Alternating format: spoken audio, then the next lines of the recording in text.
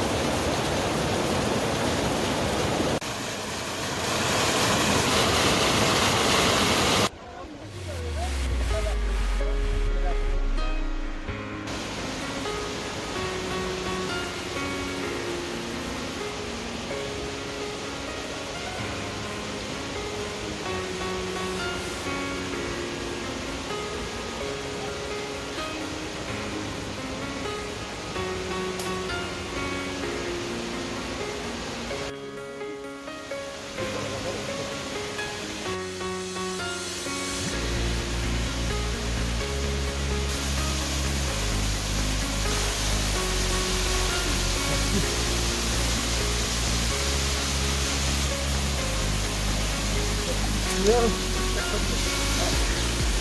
Cuidado, David.